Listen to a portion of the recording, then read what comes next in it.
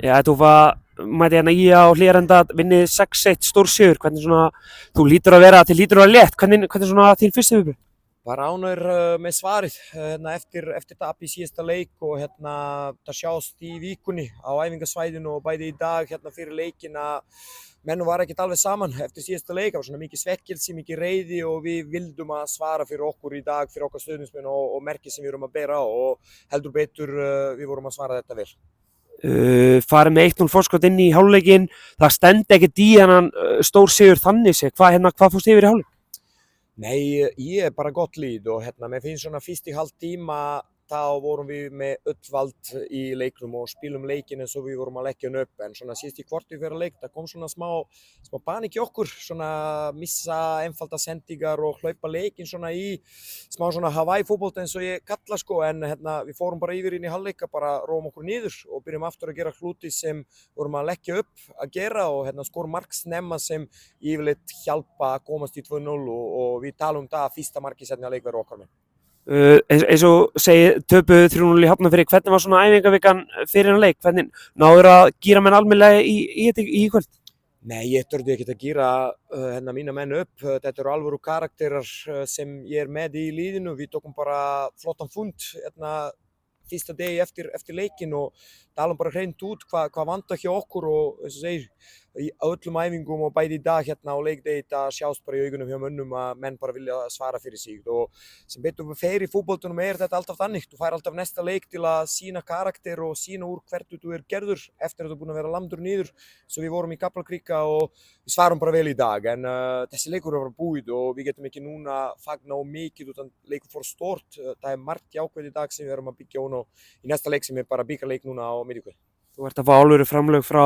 Tryggva, Patrik, Lúkas Logi, allir með 2 mörk, Jónatan Ingi stórkostlegur, hlýtur ránaði með sóknarleikin í kvöld? Já, sóknarleikin er búin að vera góð og mér finnst svona í dag svona meiri hluti á leiknum, bara góður varnarleikur líka sem við verðum að tengja saman með sóknarleikin. Við erum alltaf að skora mörk og það vantar aldrei hjá okkur, en mér finnst svona meiri samstæð í dag í varnarleiknum líka og það er eitthvað sem við verðum að vinna enn meira til að koma í betri stöðuleika fyrir öll lið verður erfitt að komast inn í færi á móti okkur og hvað það á að skora mark. Í Skagamenn Tryggva Rafn, hann sýndi í dag af hverju Valsmenn sögðu nei? Það var bara aldrei í boði að selja Tryggva Hrafn og hvorki þetta í eða einhver annan.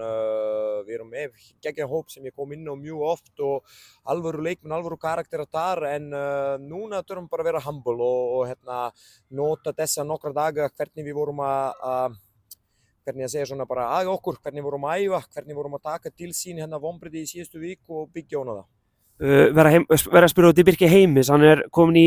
vinstri bakur, svona öðruvísi hlutverk, hann er vanur, hvernig finnst þér hann vera að spila í vinstri bakunum hjá þér? Birki Heimis, mér finnst svona hann alltaf svona smá vanmetinn og núna er hann með þjálfara sem hefur trú á hann. Hann er að bæta sér á hverjum degi og hefur enda mikið potential til að vera enn betri og ég er búinn að vera mjög ánægður með Birki hingað til. Það er svona trend hlutverk, kemur inn á miðjuna í sóknarleiknum, lítur að vera bara eins og ég ánægður með hann? Já, bara mjög og eins og segir, hann er búinn að taka flottu skref núna í vetur og sýnir líka núna í sumar að er mikilvæg partur í okkur liði. Hann þarf bara að halda áfram að leggja hart á sig eins og hann er búinn að gera áður og það gerast góða hluti. Fari í Kópavogi næstu umferð,